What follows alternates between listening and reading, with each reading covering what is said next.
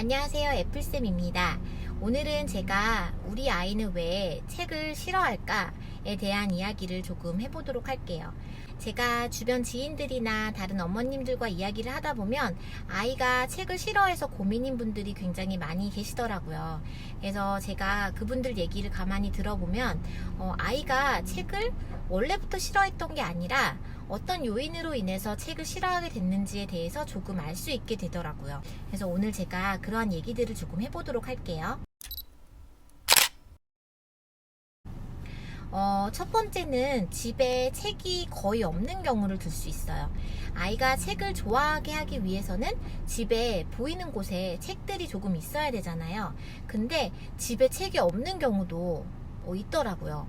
그러니까 이유를 들어보면 집이 조금 예뻐 보이지 않기 때문에, 그리고 집의 인테리어에 안 어울리기 때문에 책을 다 숨겨 놓으시는 경우도 있고, 책을 아예 구입을 안 하시거나 책을 집에 두시지 않는 경우가 있더라고요. 저도 결혼 전에 이제 아이를 낳아서 이렇게 책으로 도배가 된 집을 만들 줄은 생각도 못 했었어요. 저도 그런 걸 좋아하지 않았기 때문에 집을 그렇게 꾸미고 싶지는 않았었어요. 근데 이제 아이들과 함께 책을 읽다 보니까 보이는 곳에 책이 있어야 아이들이 책을 꺼내서 읽더라고요. 그래서 아이가 책을 좋아하게 하려면 일단은 집안 곳곳에 책을 보이게끔 이렇게 해놓으시는 게 참 중요하다고 생각을 해요. 두 번째는 엄마가 책에 거의 관심이 없는 경우예요.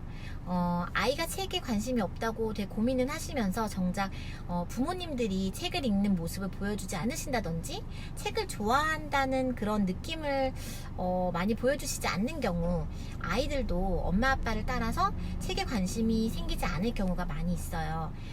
그래서 가끔은 잡지라도 무엇이든 자기가 관심이 있는 분야의 책을 읽는 모습을 자주 아이들에게 보여주시는 게 도움이 많이 될 거예요. 그래서 엄마 아빠가 먼저 책에 관심을 갖고 책에 대한 이야기도 조금 하고 책에 관련된 행사에도 좀 가보시고, 아니면 집에서 책을 읽는 모습을 보여주신다든지 이러한 행동들을 아이들 앞에서 하셔야 아이들도 좀 바뀌지 않을까 생각이 들어요. 세 번째는 아이들과 책을 함께 읽어주지 않는 경우를 들 수 있어요. 그냥 너 혼자 읽어라 이렇게 이야기를 하시는 어머님들 생각보다 많으신데요.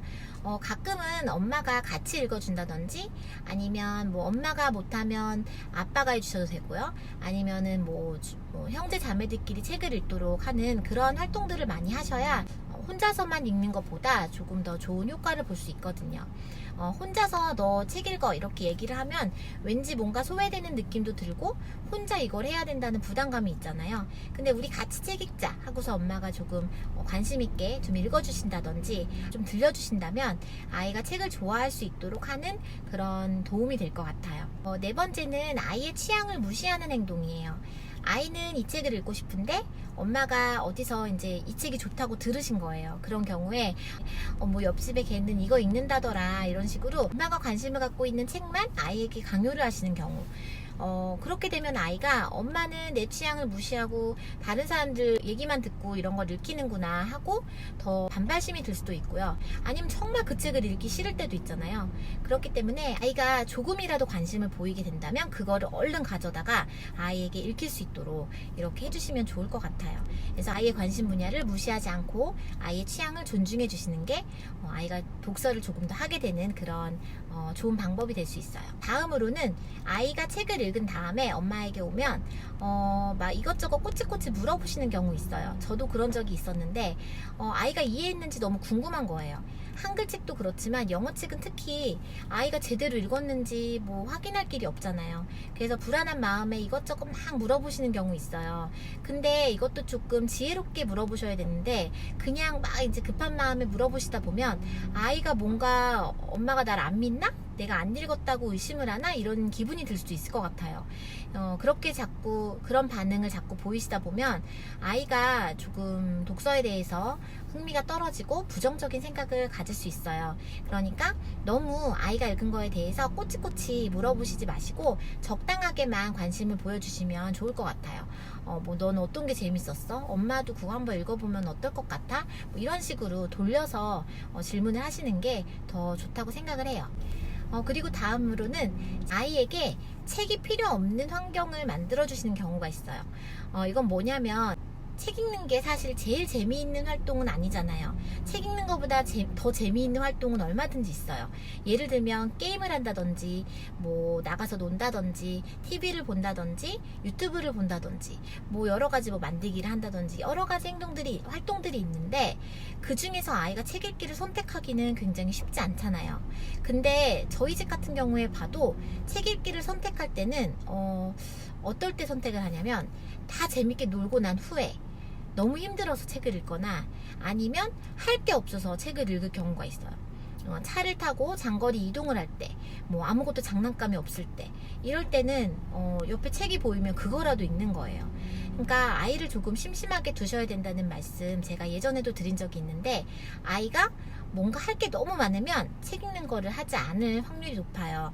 그러니까 너무 재미있는 것들을 눈에 보이는 곳에 두시지 마시고, 그것 대신에 아까 말씀드린 대로 책을 곳곳에 놔두시고 아이가 조금은 지루하게 만드시는 것도 좋은 방법이에요. 그래서 저희 집 같은 경우는 이제 거실에 TV를 놓지 않았어요. 예전에 한국에서 지낼 때는 안방에 TV를 놔뒀었는데 거의 틀지 않았고요. 뭐 아이들에게 영상을 보여준다든지, 뭐 저도 좀 보고 싶을 때가 있잖아요. 이럴 때 가끔만 틀었지, 저희 집에는 TV를 거의 켜고 살진 않았었거든요. 지금 말레이시아에 와서는 TV를 아예 놓지 않았어요. 이제 이게 습관이 되다 보니까 저도 불편하지 않고 아이들도 불편하지 않아서, 주로 영상은 뭐 유튜브를 통해서 가끔 본다든지, 뭐 넷플릭스를 통해서 영화를 본다든지, 이러한 것들로 해결을 하고 있고, 저희 아이들이 책을 좋아하게 된 이유 중에 하나가 그러한 이유도 있다고 생각이 들어요. 다음은 아이에게 소리내서 읽으라고 계속 강요하시는 행동이에요. 저는 아이가 소리내어 읽는 거를 굉장히 좋아했어요. 어릴 때부터 엄마한테 읽어주고 뭐 누구한테 읽어주고 이런 것도 좋아했고, 본인이 그냥 혼자 읽을 때도 소리내서 막 읽는 거를 좋아했었는데, 하도 소리내서 읽는 걸 좋아하다 보니까 저는 오히려 이제 소리 내지 않고 읽는 게 얘는 불가능한가? 이런 생각까지 들더라고요. 그래서 그거에 대해서 고민을 한 적이 있었는데, 그냥 아이가 하고 싶은 대로 두시면 될 것 같아요. 소리내서 읽는 걸 좋아하는 아이들은 소리내서 읽도록 놔두시고, 그러니까 눈으로만 읽는 걸 좋아하는 아이라면 눈으로 읽게 두시는 것도 방법인 것 같아요. 하지만 뭐 필요하다고 생각하실 때 가끔은 소리내서 읽어보자 하고 같이 하실 수 있지만, 매번 책을 읽을 때마다 소리내어 읽기를 강요하신다면 아이가 조금 피곤해할 것 같아요. 그리고 책 읽기가 조금 싫어질 수도 있으니까 엄마가 어떠한 것에서든 강요는 하지 마시고, 일단 아이에게 조언 정도만 하시면서 아이의 그런 의견을 존중해 주시면, 아이가 책 읽는 스타일을 존중해 주시는 게 가장 좋을 것 같아요. 이렇게 아이들이 책을 싫어하게 만드는 여러 가지 요인들에 대해서 오늘 말씀을 드렸는데요. 혹시 해당하는 사항들이 있으시다면 아이가 책 읽는 거를 조금 더 좋아할 수 있도록 좀 바꿔보시는 것도 좋을 것 같아요.